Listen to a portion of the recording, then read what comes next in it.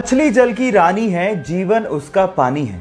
Guys, ये लाइनें आप लोगों ने बचपन में जरूर सुनी होंगी और उसको सुन के ये अंदाजा लगा लिया होगा कि मछली बिना पानी के नहीं रह सकती। लेकिन एक मछली ऐसी है जो कि इन लाइनों को गलत साबित करती है। जी हाँ गाइस, आप ठीक सुन रहे हैं। एक मछली ऐसी है जो कि बिना पानी के ना सिर्फ जिंदा रह सकती है, वो जमीन पे चल भी सकती है और पहाड़ों पे चढ़ भी सकती है। ओह माय गॉड, उस मछली का नाम है क्लाइंबिंग गौरामी, जिसको हम लोग क्लाइंबिंग पर्च के नाम से भी जानते हैं। गाइस, ये मछली जमीन पे चल सकती है, बिना पानी के जिंदा रह सकती है और उसके पीछे का रीजन है इसके गिल्स इस तरह से डेवलप्ड हुए हैं कि ये बाहर ह्यूमन के जैसे सांस ले सकती है, ऑक्सीजन को इनहेल कर सकती है ना ये अमेजिंग फैक्ट? ये फैक्ट जान के आपको कैसा लगा, चैट सेक्शन में लिखना मत भूलिएगा। तमिलनाडु के ऊटी के एक फॉरेस्ट ऑफिसर शरद कुमार ने कुछ ऐसा कर दिखाया जिसे देखने के बाद आपको भी ये एहसास होने लगेगा कि इंसानियत अभी भी जिंदा है। जी हां गाइस, शरद कुमार ने नहर में फंसे हुए एक छोटे से हाथी के बच्चे को ना सिर्फ बाहर निकाला, उसे बचाया और साथ ही साथ अपने कंधों पर उसे उठाकर, जी हां गाइस, अपने कंधों पर उसे उठाकर 50 मीटर का सफर तय करके उसे उसकी मां के पास पहुंचाया भी। वो हाथी का छोटा सा बच्चा 120 किलोग्राम वजनी था, लेकिन शरद कुमार ने इसकी परवाह तक नहीं की और फिर भी इस नेक काम को उसने अंजाम दिया। गाइस, ऐसी घटनाएं इंसानियत को आज भी कायम रखे हुए हैं। इस घटना को सुन के और देख के आपको कैसा लगा, चैट सेक्शन में लिखना मत भूलिएगा।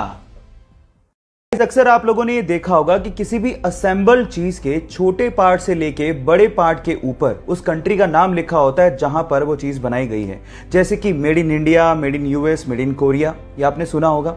लेकिन अगर मैं आपसे सवाल पूछूं कि जो चीजें स्पेस में यूज की जाती है या स्पेस प्रोग्राम्स में यूज की जाती है, उस पर क्या लिखा होता है? क्या उस पर भी किसी कंट्री का नाम लिखा होता है?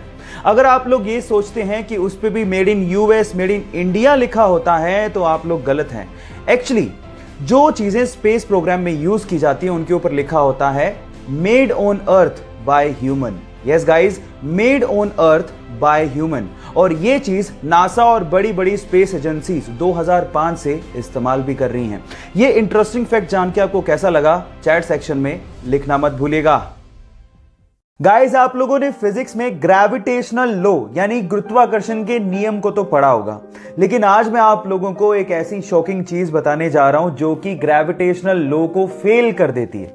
जी हां गाइस, उस चीज का नाम है हीलियम।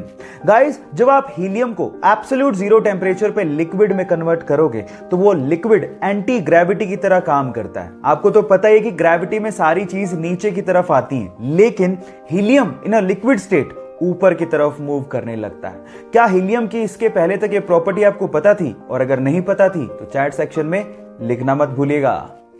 दिल बेचारा, सुशांत सिंह राजपूत की आखिरी फिल्म, एक ऐसी फिल्म जो हमें प्यार, जज्बात और मौत की कहानी बताती है।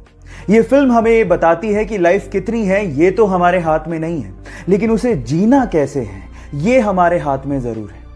ये फिल्म जैसे ही OTT प्लेटफॉर्म पे रिलीज हुई, इसने कामयाबी और रिकॉर्ड्स के झंडे गाड़ दिए। IMDb रेटिंग में पहली बार ऐसा हुआ कि किसी फिल्म को 10 में से 9.9 रेटिंग दी गई। इस कामयाबी के बाद सुशांत सिंह राजपूत के फैंस ने यह साबित कर दिया कि वो उन्हें कितना प्यार करते हैं। आज सुशांत सिंह राजपूत हमारे बीच नहीं है, लेकिन वो अपने अभिनय और अपनी फिल्मों के जरिए हमेशा हमारे दिलों में जिंदा रहेंगे। Sushant, we love you, we miss you a lot. Thank you. Guys, मान लीजिए कि कोई एक गुस्सैल बैल आपको आपकी तरफ भागता हुआ आता दिखे तो आप क्या करेंगे? ऑब्वियसली आप अपनी जान बचाने के लिए उल्टी दिशा में भागना शुरू कर देंगे।